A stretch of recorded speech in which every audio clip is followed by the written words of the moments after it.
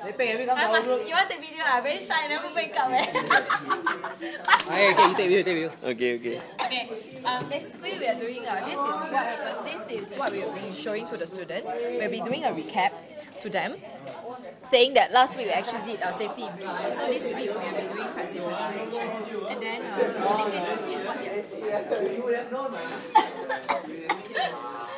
so we will go through the same thing again, like special permission to enter a room, like certain things you're allowed to do, not allowed to do in PE.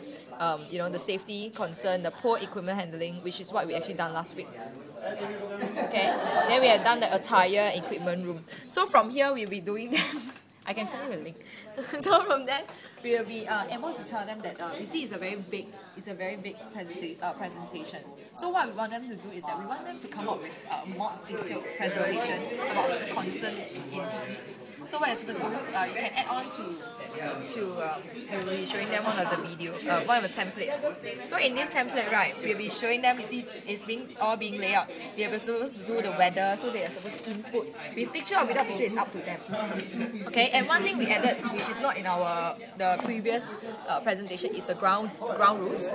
So what happened to this ground rule is that the student will have to have their own ownership. They are supposed to come with their own ground rule setting. Because in the previous presentation, we do not have that. So this time around, they are supposed to come up with their own. They're supposed to have their own ownership to actually own during their PE lessons. So this is the template given. So with this, we also make them do one more, which is the mind mapping. Hazel will explain this. Okay, the mind mapping is actually very simple. It's actually still based on the general safety themselves, but mainly we actually want to expand this column. So you actually can just change the general safety to ground rules, and then you list out all the different ground rules that the students want. The good point about using this is, as a teacher, right, and even as a student, you can do a lot of different settings. You can actually set the different priority. Like you want them to finish a certain part first, right? You purposely set the priority into like first or second, and then you can even give them different duration to complete that particular part of it. Like for example, you want to set into minutes, so 24 minutes to finish that particular section.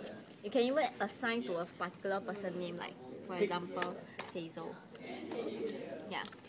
So it's a guide to guide them along and then bring them along at certain point, like tomorrow you have to complete this section. So along the week, right, they know that their timeline is being planned out. It's easier for them to follow through. So by the next week lesson, they are actually prepared. Rather than, kids like to do it the last minute way. So we prompt them, we remind them again, this is the day to do such thing, So, and they can start immediately. The moment we finish our presentation and they are being briefed what to do, they can actually sit down together and start with a skeleton, what they want and what they don't want. And then they can start working on their presentation. And then they can bring it home as homework if they do not have enough time. Because it's like, for example, this one, if you all cannot finish, right, you actually set the duration, right? So you actually go home, you know who actually in charge of which part.